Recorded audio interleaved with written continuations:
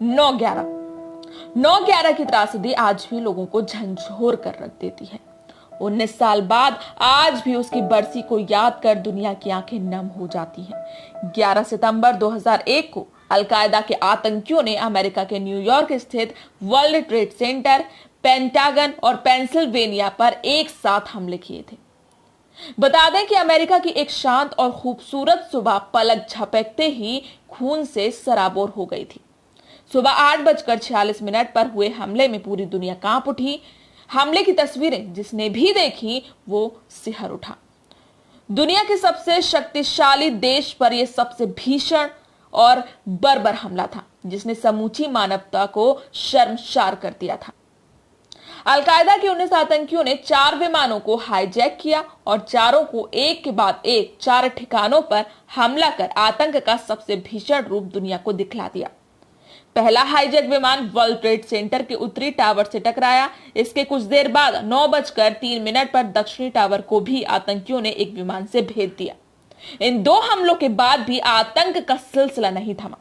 9:47 पर वॉशिंगटन के रक्षा विभाग के मुख्यालय पेंटागन पर एक विमान से हमला हुआ। इस हमले का असर लंबे वक्त तक रहा। हमले में प्रभावित लोगों को उबरने में सालों साल लग गए। इस दौरान कुछ आंकड़े इकट्ठा किए गए जो ये बताने के लिए काफी हैं कि हमले के बाद भी लोग किस तनाव, हताशा और निराशा में जी रहे थे। जिन लोगों ने इस हमले में अपनों को खोया, उनकी पूरी जिंदगी बदल गई। कई लोग अपने मन को बहलाने के लिए कई दूसरी चीजों में सहारा ढूंढने लगे। अमेरिका के कुछ रिसर्चर ने शोध में पाया कि 9/11 के एक हफ्ते बाद मैनहट्टन में शराब की खपत 25% तक बढ़ गई थी। शोधकर्ताओं ने 9/11 के एक हफ्ते बाद की तुलना उसी हफ्ते में एक साल पहले से की तो पता चला कि शराब की खपत में 25% की बढ़ोतरी हुई थी। इसी तरह से तंबाकू की खपत 10% तक बढ़ गई थी और मारिजुआना की खपत 3.2% तक बढ़ गई थी। हताश और निराश लोगों ने नशे में सुकून ढूंढना शुरू कर दिया था।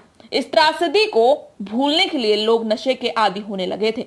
कुछ लोगों ने शराब में सुकून तलाशना शुरू कर दिया तो कुछ लोगों ने ईश्वर की शरण लेनी शुरू कर दी। 9/11 हमले के बाद हुए रिसर्च में पता चला कि चर्च जाने वालों की संख्या 20% तक बढ़ गई है।